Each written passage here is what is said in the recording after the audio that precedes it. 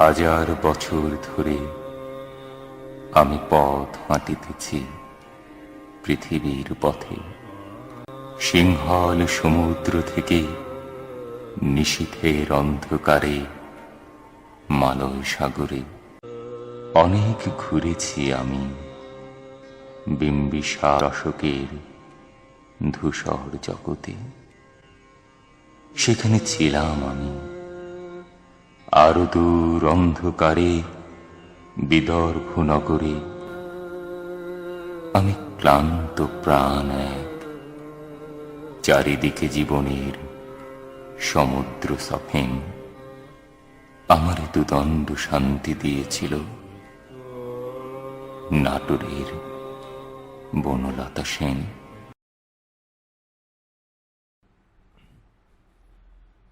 অজস্র জন্ম ধরে আমি তোমার দিকে আসছি, কিন্তু পৌঁছাতে পারছি না। তোমার দিকে আসতে আসতে আমার এক একটা দীর্ঘ জীবন ক্ষয় হয়ে যায় ৫ পয়সার মোমবাতির মতো। ধ্যাত, মোমবাতির দাম আবার ৫ পয়সা হয় নাকি?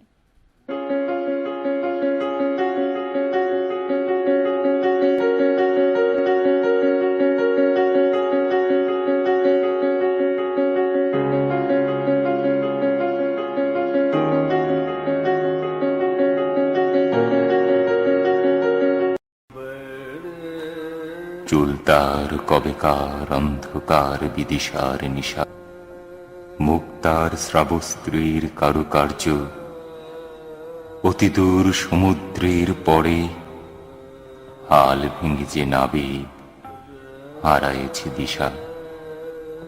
সবুজ ঘাসের দেশ যখন সে চোখে দেখে দারুচিনি দ্বীপের ভিতর, তেমনি দেখেছি তারে অন্ধকারে।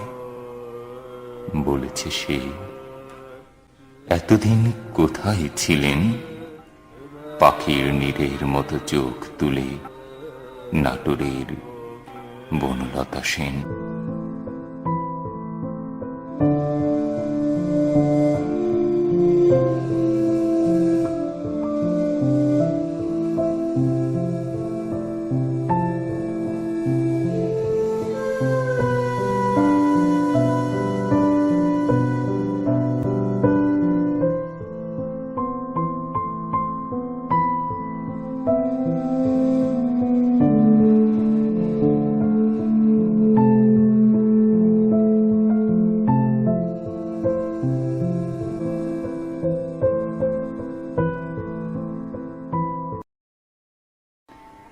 সমস্ত দিনের শেষে শিশিরের শব্দের মতন সন্ধ্যা আসে।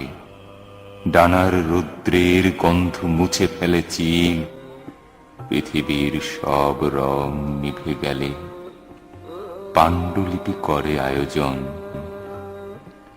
তখন গল্পের তরে জোনাকির রঙে ঝিলমিল, সব পাখি ঘরে আসে, সব নদী ফুরায় জীবনের সব লেনদেন।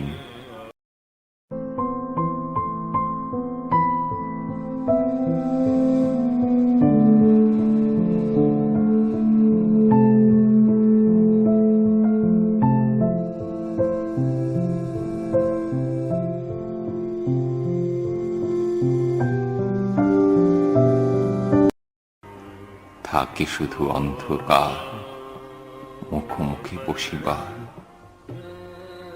বনলতা সেন।